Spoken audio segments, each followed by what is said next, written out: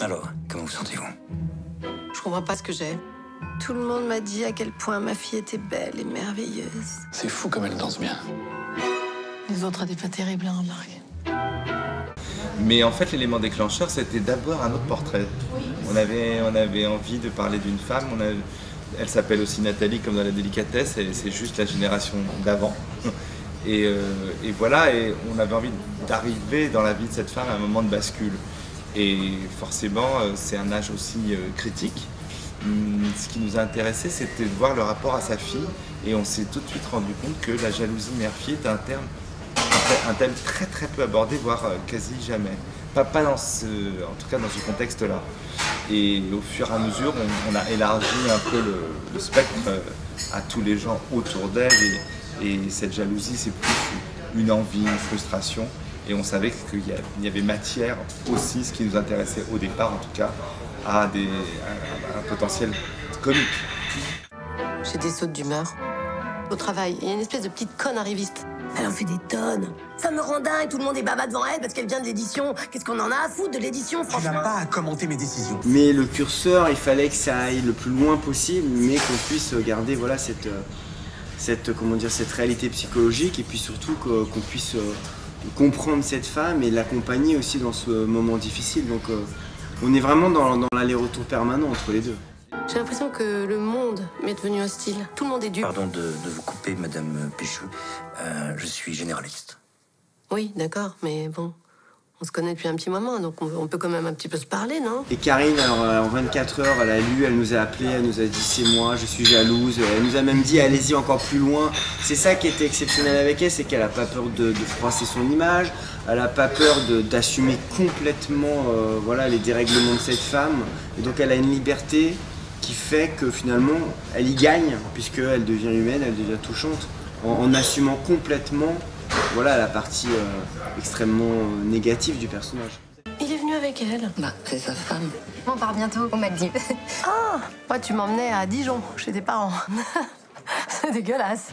Quant à Dara Tombrov, ça a été en revanche une grande recherche dans toute la France. On a vu plus de 300 danseuses parce qu'il fallait donc remplir cette première case, cocher la première case de la danse classique, d'avoir quand même en tout cas une beauté, une évanescence qui fasse que sa mère puisse être aussi jalouse, lui ressembler malgré tout un petit peu, et puis savoir jouer.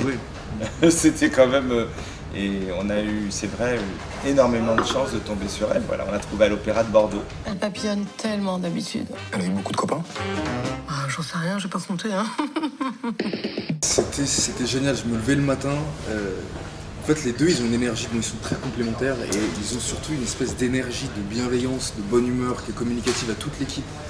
J'ai rarement vécu ça, en fait, d'y aller un peu en soyant content de retrouver tes potes, tu vois. En plus, Dara et moi, on s'entendait très très bien. C'était super d'être là, en fait. Ça y est, t'as fini?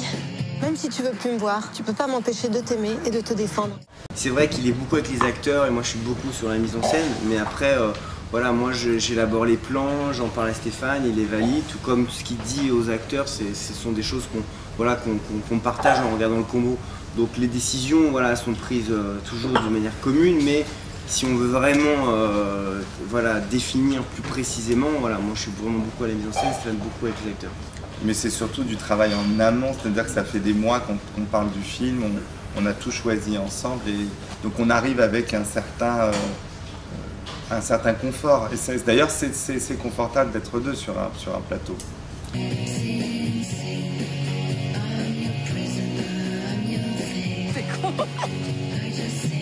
Mais on a pris beaucoup plus de plaisir parce que c'est notre second film, donc c'est vrai que le premier parfois était difficile.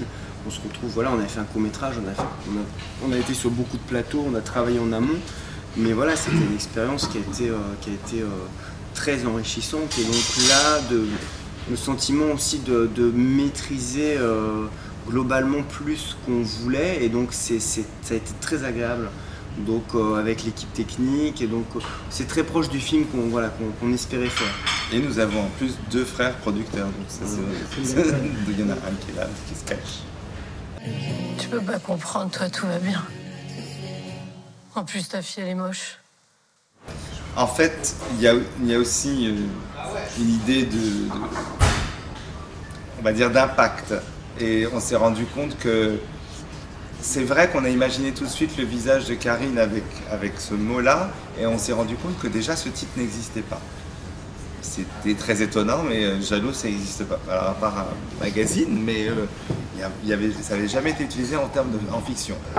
Et donc c'est vrai que forcément c'est réducteur, forcément.